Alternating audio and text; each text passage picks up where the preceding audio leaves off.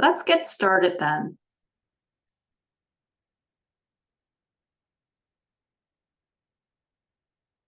Sorry, so mute. Okay, yeah, I'll just try to get started.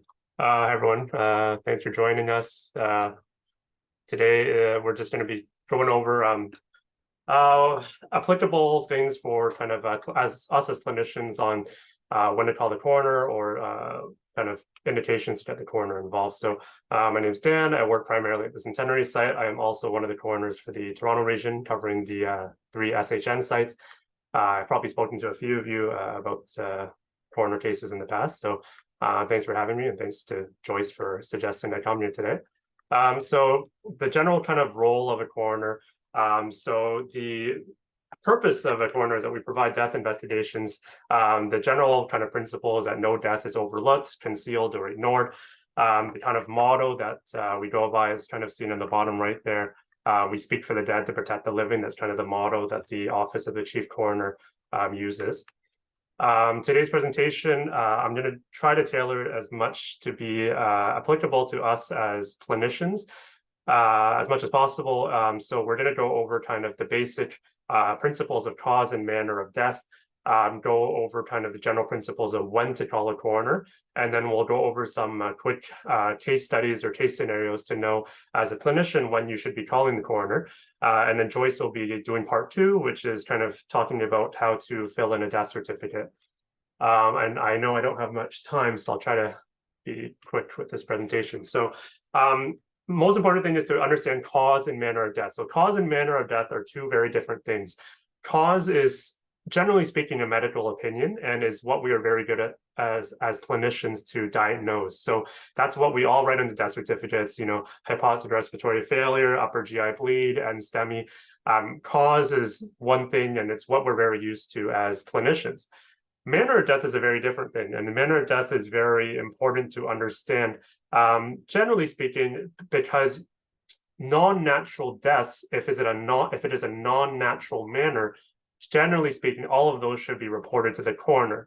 So manner of death is different from cause of death. So cause of death can be very, very kind of exhaustive. You can have many, many different causes of death, as all of you can know. Manner of death is very categorical, and there's only really 5 manners of death. So there's 1, natural deaths, which is like sepsis or cancer. There's 2, there's accidental deaths, which may be related to a fall. It could be related to acute drug toxicity, otherwise known as an overdose. It could be related to, for example, trauma sustained from an accident. The 3rd manner of death is suicide. 4th manner of death is homicide, and 5th manner of death is an undetermined death. So that is when the manner of death is not quite clear to us. So that usually, for example, could be from when there are competing manners of death. So, for example, if someone uses a lot of cocaine and has known atherosclerotic heart disease, is determining, was this a natural death from the atherosclerotic heart disease, or was this from acute cocaine toxicity? So that's the 5th manner of death, is undetermined. As a rule of thumb, as a clinician, you should be reporting all non-natural deaths. So that is the latter 4 manners of death that you see here, whether it's related to an accident, whether it's related to suicide, homicide, and undetermined as well. If you're kind of scratching your head trying to figure out, is this related to a natural cause or is it related to the fall that they had, you can always call your local coroner and report that case. This is kind of the more exhaustive list of, you know, the reasons that you should call the coroner. I'm not going to go through every single one, but I will try to summarize it to be kind of applicable to you as a clinician.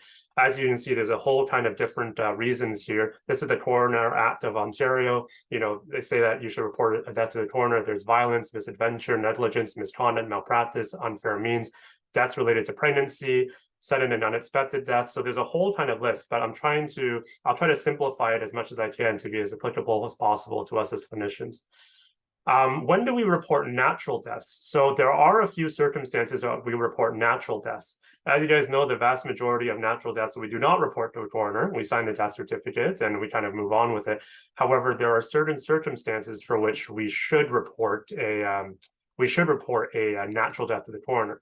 So I'll go through kind of the few circumstances. One is that if there's allegations of malpractice or significant care concerns for neglect or abuse, that can be expressed by anyone. It can be expressed by the care provider. For example, if they feel that something was horribly missed in the, during the care, It could be, usually it's reported by the family if they feel that something was missed and or there's significant concerns. If there's concerns from neglect, so for example, let's say someone has a sacral wound and they were in a long-term care home, the family or the healthcare provider feels that that was neglected and that progressed to an osteomyelitis and it became septic and passed away from that. That is a natural death, but there is an element of, there's a question of malpractice or care concern and neglect with that. So that natural death should be reported to the coroner. The one thing to know about the coroner is that when you report that death to the coroner is not the one that says that, I'm not the one that says that this is the person that failed the standard of care. I'm not the one to say that this is the person to blame or this is the person that was negligent, but more so, the coroner is called for an impartial kind of objective opinion about the death.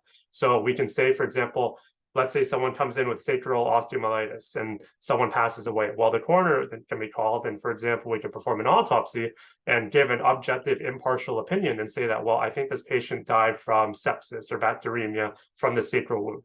But we want to be making that call that the standard of care was not met here or that, the long-term care was negligent. We are separate from that process. The other thing is that if it's a natural death, but it's a sudden unexpected death, those should be reported to the coroner, but this is a lot more nuanced, and I'll go into that a little bit later. There's also other reasons to report natural deaths. For example, if the patient was in police custody or in a correction facility, psychiatric facility, group home, mining, construction, any deaths related to a maternal death, infant deaths, stillbirths, probably not as applicable for us, for the kind of the crowd today. But just important things to know. I guess for us to know as clinicians, if someone has passed away from a natural cause and they were in a correctional facility or police facility, psychiatric facility, those are the ones we should still report to the coroner. The reason being that they're a vulnerable population, and we just want to make sure kind of everything's investigated thoroughly. So let's talk about natural death. So this is the first manner of death. So I talked about 5 manners of death. As clinicians, we deal with natural manner of death most often. So I just want to make it clear here that you see that the cause of death for a natural death is from a disease, as we know, but a natural death can also be from a complication of the treatment of a natural disease. Does that kind of make sense? So if someone comes in with, for example, small bowel obstruction, goes to the OR, gets an operation, during the process of the operation, something is perforated by accident and the patient dies from that complication, that's actually still a natural death because it's a complication of a treatment. Or someone has an elective, gynecological procedure, unfortunately a vessel is transected and bleeds out and hemorrhages and dies. That is still a complication of a treatment for a natural disease. Therefore, the underlying manner of death is natural. Of course, that being said, if there's significant care concern from the family, how could this happen during the operation? How could a bowel be, how could a major artery be transected during this? Was the standard of care met? Then that still can be reported to a coroner, but the manner of death is still natural. So I'll start off with some easy natural cases. So, 84-year-old female. Yeah, go ahead. Can I just make a comment there? I just want to add on to what Dan has said. These significant care-related concerns as being with family. It's really common practice that we see that in medicine of someone dying by the family's view unexpectedly, and they're raising various care-related concerns. The underlying message is that you can always call the coroner's office and have a discussion with the coroner on call. There is some value judgment there. Depending on who's on call that day, someone may decide to take the case. Someone may say, this is clearly natural disease, I'm not going to take the case. It depends on what the family's concerns are as well. If they're alleging abuse, if they're alleging neglect, versus they're just not happy with how frequently their vitals are being checked, right? There's a difference with the level of concern as well. And it's never wrong to call, but you may get a coroner to say, I'm not taking this case, even though the family has raised some concerns. Yeah, that's perfect. Yeah, so it has to be deemed a significant care concern by the coroner in order for us to kind of proceed with an investigation. So obviously use your judgment, but we will also use our judgment. So for example, if the family's upset they weren't getting enough updates, for example, or they felt that, after a family meeting, you slammed the door too loudly or something like that, we kind of use your judgment, and the coroner will be able to review the case and just say, oh, hey, I don't think there's much role for me there. So yeah, definitely use your judgment. But if you are undecided, feel free to call, because I know a lot of this stuff is gray.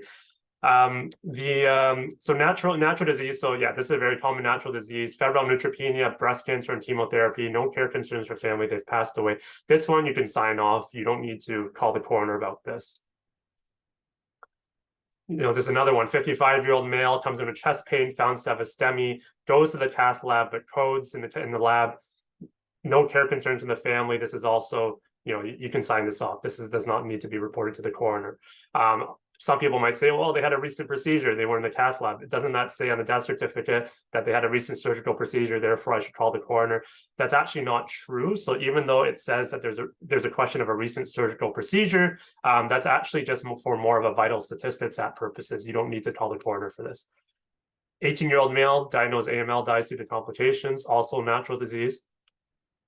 99-year-old male, Parkinson's disease, progressive dysphagia on the ward, comfort feeding, transferred to PCU, natural disease, don't need to call the coroner. Now, I'm going to talk a little about complications of treatment. I kind of described this. Someone has a AAA, they develop ripping abdominal pain, they're brought to the OR, but they die on the table. It's probably the natural disease that has a very, very low survivability rate in the first place. Even if they're brought to the OR and they die on the table, doesn't need to be called to the coroner. Obviously, if there's no care concerns from the family. He's a little bit of a more kind of nuanced one. Comes in with a UTI, or they're seen in their outpatient clinic. They're given Septra, their first time taking an antibiotic.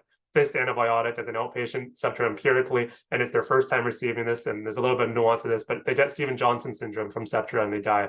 It's actually still, even if they got anaphylaxis from this, it's still a natural death as a complication of the treatment. That being said, if they had a known Septra allergy and then they got Septra, that is an accidental death, and that is a coroner's case. So there's a little bit of nuance to this. If there was a known allergy and they have a reaction to it, that's a coroner's case. If they don't have an allergy and they develop some reaction to Cipro or moxifloxacin or something like that, that's a natural disease. That's a complication of the treatment. You don't need to call it to the coroner.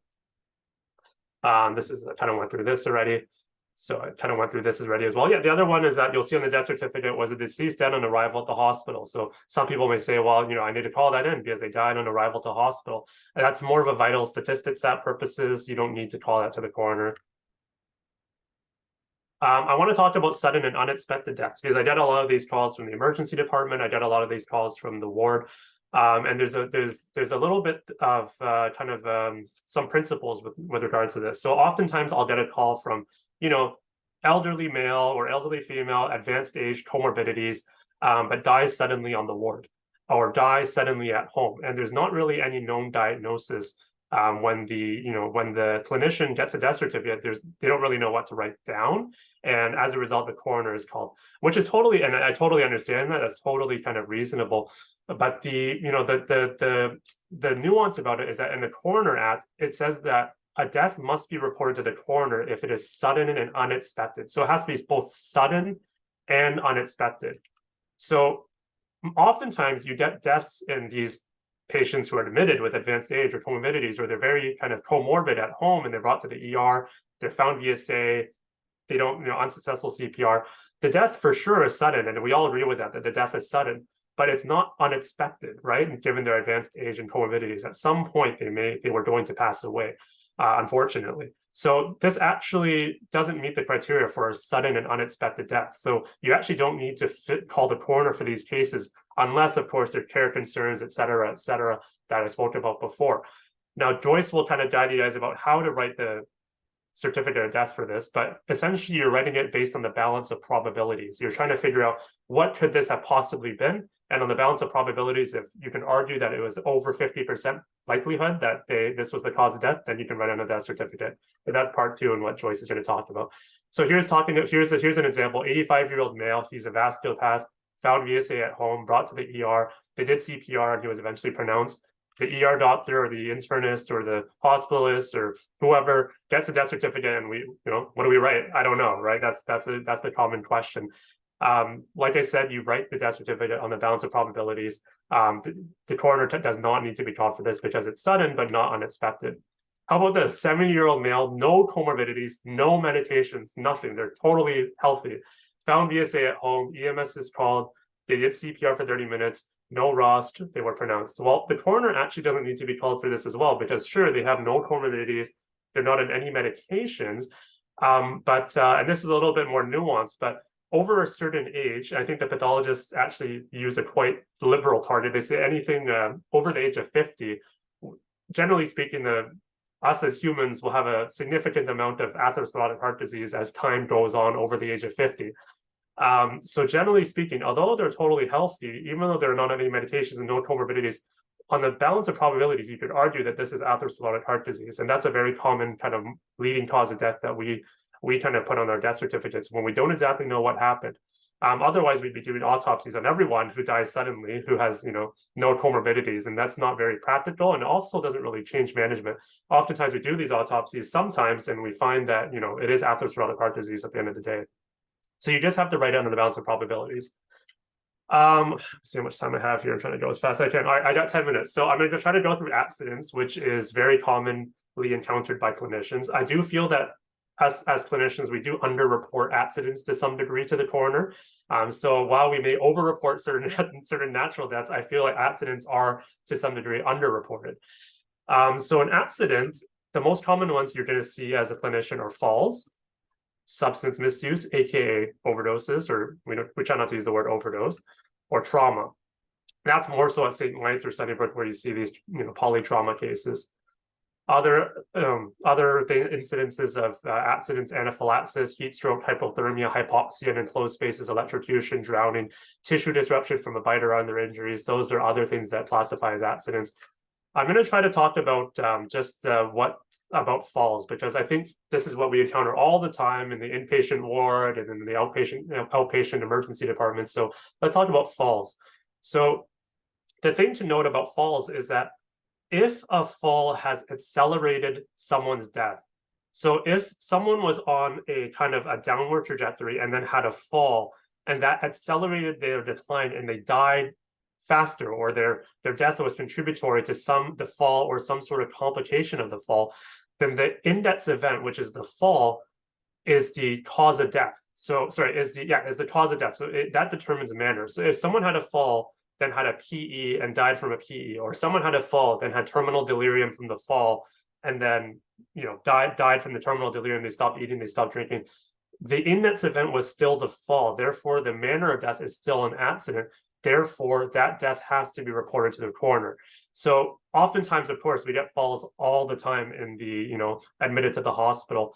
If there was a fall and that led to something that may have been contributory to the hastening of someone's decline towards their death, this needs to be reported to the coroner. So that's why hip fractures are often, that's an injury. Oftentimes people are worse than their baseline from a hip fracture. They develop some sort of complication on the ward because of the hip fracture, and they die, and they end up dying from complications of the fall, which is the hip fracture, and then maybe they became immobile, developed bad sacral wounds, osteomyelitis, sepsis, were admitted to hospital, got a hospital-acquired pneumonia, and died from that, and so forth.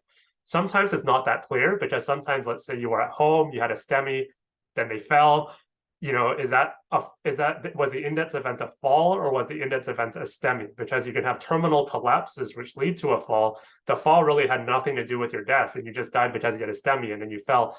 And that determination, I mean, if usually we're able to do our judgments and make that determination, but if it's not clear, just call your local coroner.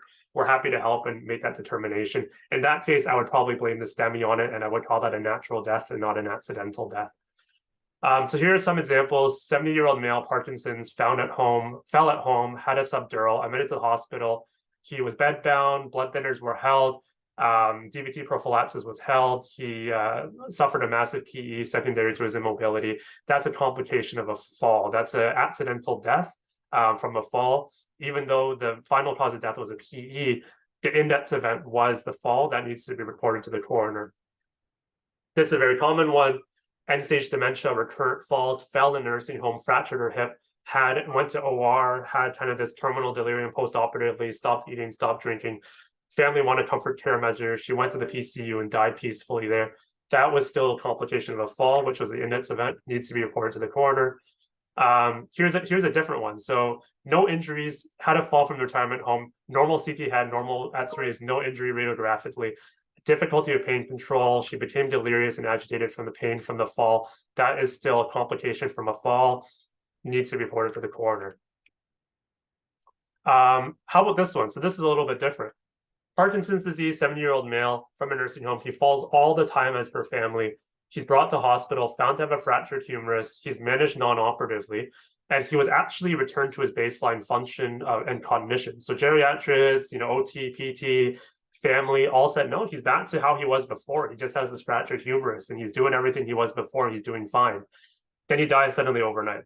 Well, is that a natural death or is that an accidental death? Well, because he returned to baseline after the fall, we can kind of assume that the clock is kind of reset and that, that the fall was not contributory to the hastening of his baseline, or hastening of his death. So you can actually rule this as probably a natural death, because if his baseline returned to normal and then he died of something else, then that's not a complication from a fall. However, if his baseline never actually returned to where it was before the fall, then you would say that that's a complication of a fall or an accident that needs to be reported to the coroner. I have 5 minutes left, so I'll just go through this last kind of cause of death related to the manner of accident. I'm going to talk about drug toxicity, or as we know as overdoses. So if let's say a 23-year-old male in his group home is found deceased by a staff, he's brought to hospital. The group home residents say he was using fentanyl prior to being found. That's an accidental death, and he's brought to the hospital. Maybe he's obtunded and dies from complications of that. That is an accidental death. It's related to substance overuse. Importantly to know is that there's actually no statute of limitations with this. So, for example, if a 40-year-old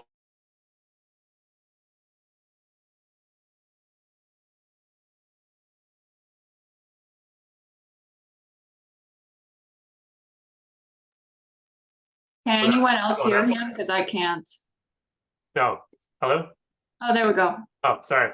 I was saying that, sorry, my internet's not good. Do you hear me now? That's okay? Yeah. Yeah, okay, perfect. I was saying that there's no statute of limitations. So if someone had a fentanyl overdose, as we used to call it, in 1999, went into cardiac arrest, was resuscitated, had severe noxic brain injury, had a peg and trach in situ, and died in 2023 from, that was all complications from the index event of acute fentanyl toxicity. So that is still an accidental death that needs to be reported to the coroner. Generally speaking, all deaths related to acute drug toxicity or overdoses should be reported to the coroner. This is something more at St. Mike's and Sunnybrook that we deal with. Sometimes we get these repats from these trauma centers. If someone dies as complications of their polytrauma at a trauma center, for example, that still needs to be reported to the coroner. And I'll go through these last two manners because we don't deal with this very often in the medicine world as often. So manner 3 is suicide.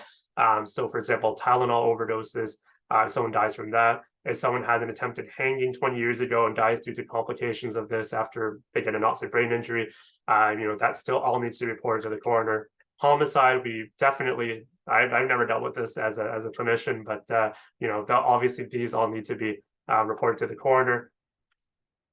Important thing to know is that homicide is very different from murder, which is a conviction, or I guess term used in criminal law. So all murders are homicide, but not all homicides are murder. Regardless, it's more of a nuance. Last thing is that, if you're not quite sure what manner of death it was it the fall, or did they have a terminal collapse from something else? Or was it a cocaine overdose which led to the STEMI, or was it the STEMI that caused it? And you're trying to figure out this is natural, accidental. Coroner's on call 24 hours a day, 7 days a week. We're always happy to help, so feel free to call if you have questions. So my take-home points before I hand it over to Joyce: every death that is of non-natural manner should be called to the coroner. And as a clinician, especially with falls, any sort of fall that has worsened a patient's baseline or has contributed in some way to the patient's death needs to be reported to the coroner. Even if it's a PE that came from a fall, or immobility that came from a fall, etc. Most natural deaths do not need to be reported to the coroner. However, certain criteria apply, and some natural deaths should be reported to the coroner. So I spoke about that before. Allegations of neglect, malpractice happened in a psychiatric facility or vulnerable population. The coroner is impartial. We are not, we're not the CPSO. We're not the litigation lawyer. We don't assign blame. We just are kind of here just to provide the facts. And it actually helps provide some clarity, I find, to the family and concerned individuals, because oftentimes it's not an issue of people blaming, the clinician or the care team, but more so a question of what happened. And I think that's very helpful to have the coroner involved to aid with these questions. Yeah, when in doubt, feel free to call us whenever. We're always happy to help, always happy to take calls. And generally speaking, the last point I want to say is autopsies were not discussed. So the decision to do an autopsy, if someone has passed away, as a clinician, you should not be, in certain circumstances you can, but in most cases, us as clinicians should not be making that decision to say, yes, we're going to do an autopsy. And then you call the coroner and say, hey, this patient needs an autopsy. The decision to have an autopsy generally should rest with the coroner's office. The reason for that is that we don't want to make false expectations if an autopsy is not indicated or wouldn't it be helpful with the family. So if someone has died, someone has passed away, feel free to say that, if it meets criteria, you're going to get the coroner involved. But generally speaking, the decision to pursue an autopsy is not on a clinician side. So if someone dies in my ward, I can't make that decision. I have to call the coroner and still run by them and see what they say. So that's pretty much it. I'll hand it over to Joyce. Okay, thank you so much.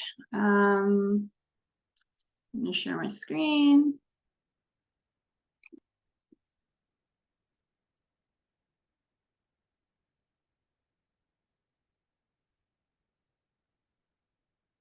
Allow Zoom to share screen. There. Oh gosh. Joyce, I gotta head to a case, but I will. Thank you. See ya. So it's not letting me share screen unless I quit and reopen. So I will rejoin this momentarily. Excuse me.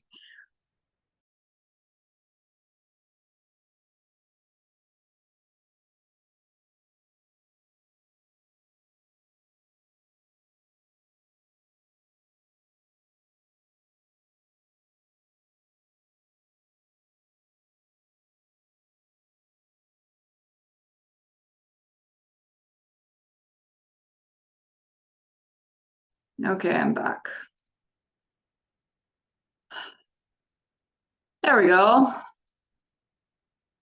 All right, so I'm gonna go slower the second half, and if we don't get through all of these cases, it's fine, because I think there's significant overlap between the case examples I have with Daniel's examples. So he's covered pretty much all the scenarios that when you need to call the coroner. So my cases is just practice. I just want to also introduce to you guys what exactly a coroner does when you call them. The purpose of the coroner, like Dan has said, is really to determine the cause of manner of death. And this is all laid out under the Coroner's Act as to what kind of cases must be investigated, must go through the coroner's office. When we get a case, whether or not it's in the hospital or outside of the hospital, we're required to come on scene. There are very rare scenarios where someone may do the case remotely, but for the most part, we need to be on scene. We need to examine the body. We need to talk to the family or anyone who's around.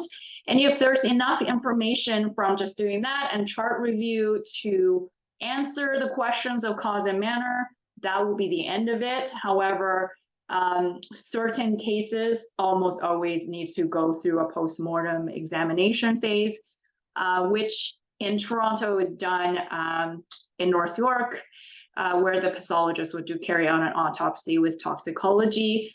Once we get that back, we are able to answer the cause and manner of death.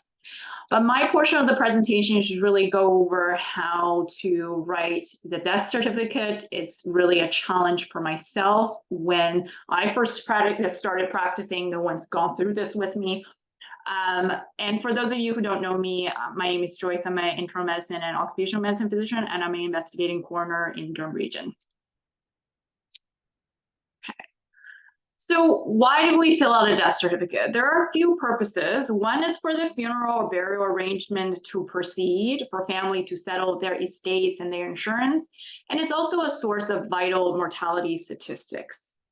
There is apparently a handbook on medical certification of death. I checked the link, it works. I have not bothered to read through this, but it is there and available if anyone feels so inclined to read through it. So we're all very familiar with the death certificate, the Form 16. On the top is the demographics of the decedent, their name, when they died, sex, age, where they died.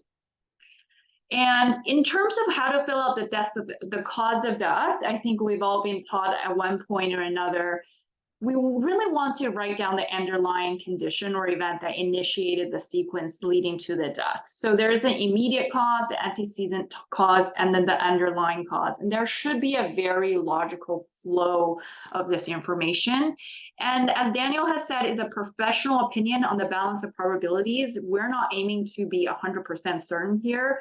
It's an educated guess. And sometimes this is what I tell families. If I have to go to a scene where the person has, is deceased in the home overnight, for most of those, cases, we don't go through an autopsy. We look at their past medical history and explain on the balance of probability, it's probably a sudden cardiac event. I'll say something like maybe atherosclerotic heart disease. They're known to have dyslipidemia, hypertension, and all that.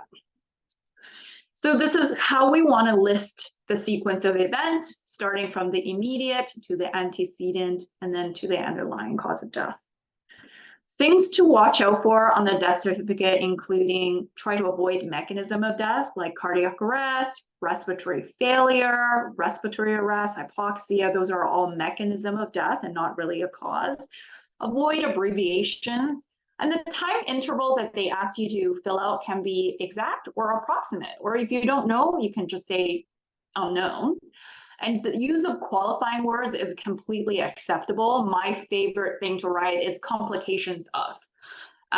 If somebody, has dementia or Parkinson's, they're in a nursing home and they just kind of deteriorated and stopped eating and drinking. I say complications of dementia, complications of Parkinson's disease, because I don't know exactly what may have happened in those final moments since they're palliated, they're in comfort care, they haven't been investigated. Also, I love to say probable when I'm not 100% sure, where the certainty is lowish and there's not enough medical information. You can say probable, possible, or apparent. Part 2 is really for any risk factors or conditions that made the disease or event more likely to happen. Most of us, I think, just list a whole bunch of comorbidities. And I see that really commonly done when we review death certificate for cremation. There's really no right and wrong, and it's not necessary to write this interval for how long the disease has happened, because a lot of times it's long-standing. But the point here is that you don't have to list out every single comorbidity this person has, just the ones that probably are related to their underlying disease that resulted in death. And this section, I just want to point out, anything relating to pregnancy actually falls under Section 10. So that would automatically mean a call to the coroner's office. And this does not fall under Section 10. Anything to do with surgery, we get these calls a lot about they had surgery in the last 28 days of death. Don't really care about that. Does not fall under Section 10. This is collected for vital statistics purposes and not really for the purpose of calling the coroner's office. Autopsies being held, these will, you really won't be taking this off unless the person has undergone a postmortem. So the death certificate would be completed by a coroner. And this would be a section that would only be filled out if this is a coroner's case as well.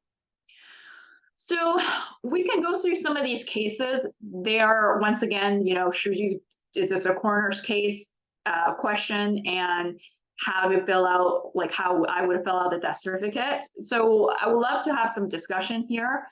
So 80-year-old guy presented to the hospital, decreased level of consciousness. He was found on the floor by his PSW face down in his apartment, so unwitnessed fall. The CT head showed intracranial bleed with midline shift. He's on anticoagulated for atrial fibrillation.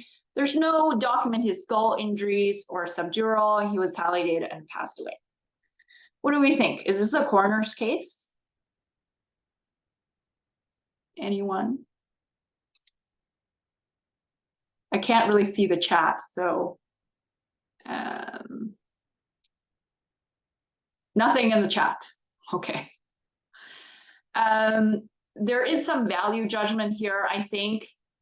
It is not wrong to call the coroner's office and have a discussion, but if I were looking at this case, I would say no, it's not. There's really no clear history of a fall resulting in an accident, death. And also, if you look at the CT, it's an intracranial bleed. Typically with fall, we should be seeing subdural bleeding. There should be associated hematomas or skull injuries. This is more likely to have happened as a terminal collapse situation due to a massive spontaneous intracranial bleed on coagulation.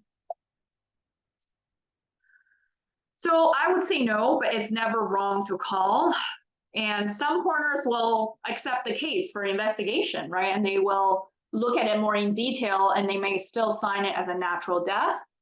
But it's never wrong to call. And I would just say intracranial bleed contributed by atrial fibrillation, and the rest of the past medical history is not really, needed.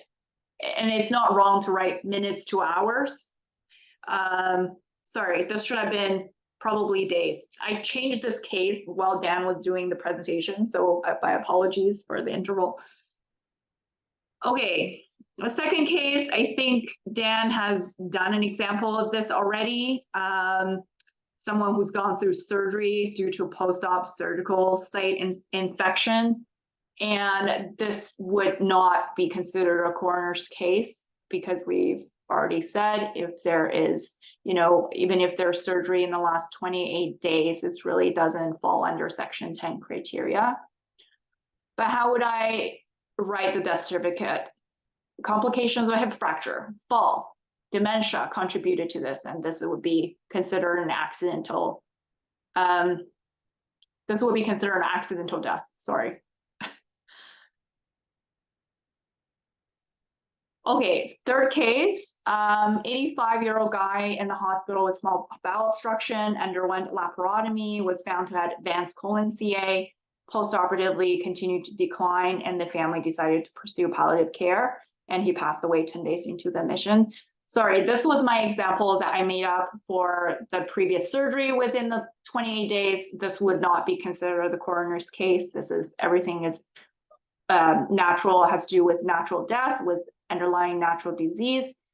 The way I would write this would be complications of colon cancer is probably the easiest way to write this, one line, 2 weeks, because that's how long we've known from the point of diagnosis to his passing. But you can write it in other ways as well. It's completely fair to say complications of small bowel obstruction due to underlying colon cancer is likely it's been there for years. So fourth case, 90-year-old female with a fall in the long-term care facility with dementia, hypertension, diabetes, found to have a hip fracture from a fall, and that was surgically repaired. She doesn't regain her ability to walk and became wheelchair bound as she's unable to participate in rehab due to her dementia. A year later, she develops aspiration pneumonia, was palliated, and passed away.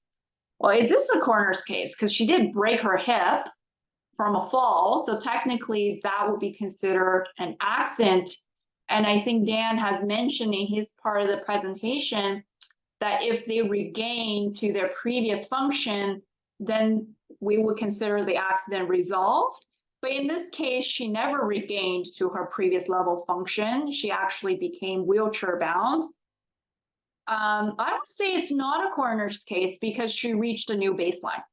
So that's another consideration we would think about when somebody has an accidental fall, hip fracture, is whether or not they have reached a new baseline. And if their death can be completely explained by a separate mechanism. And in this case, you have somebody with dementia, with dysphagia, at risk for aspiration pneumonia. And a lot of times we use this test of if not but for, so significant contribution. So if not for the hip fracture, would she have died a year later?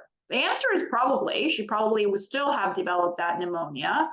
But if this was a case of someone who was just hospitalized for the hip fracture, they're in their recovery phase, and then they developed an aspiration pneumonia and they died because they became deconditioned, that may be considered an accident. And the reason would be that if not for the fall, they wouldn't have been hospitalized, become deconditioned, then develop a hospital-acquired pneumonia or aspiration pneumonia.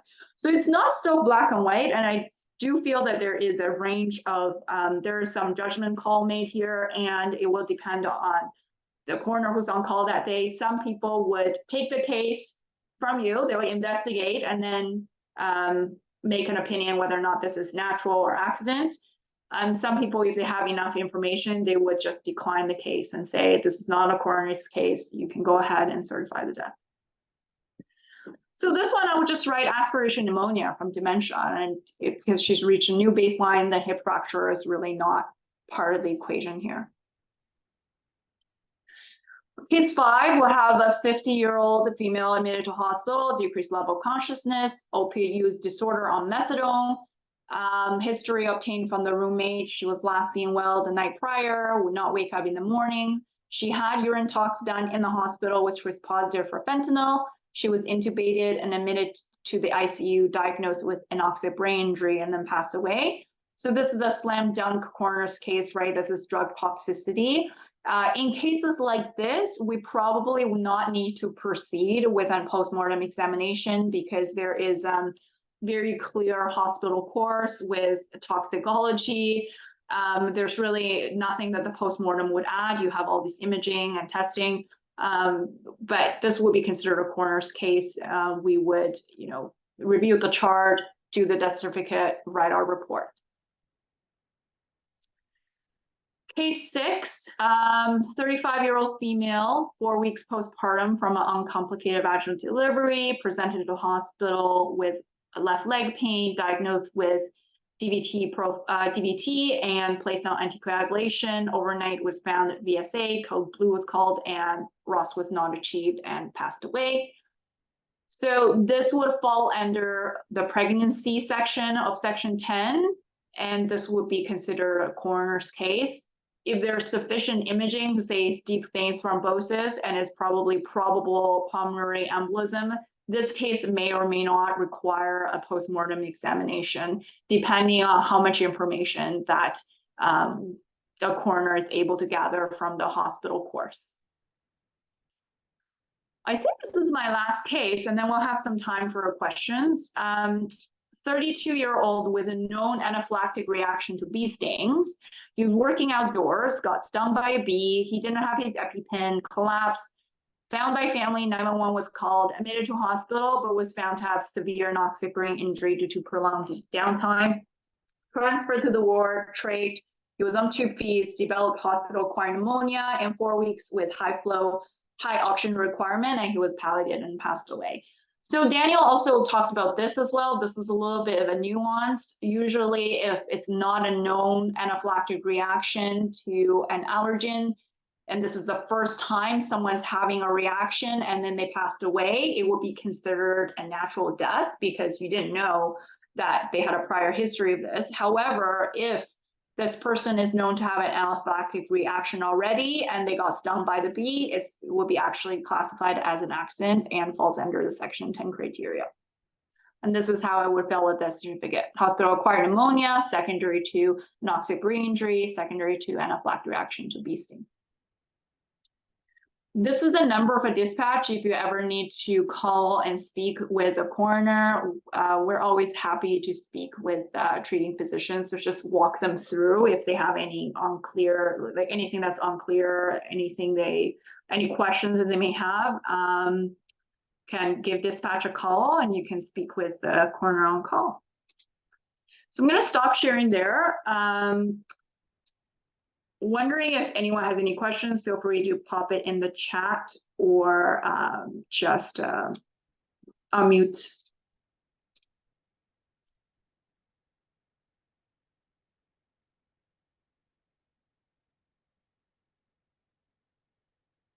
Okay, going once, going twice, going 3 times. Looks like there's no questions. You're always welcome to text either Dan or myself if you have any questions. Happy to help with any questions you might have.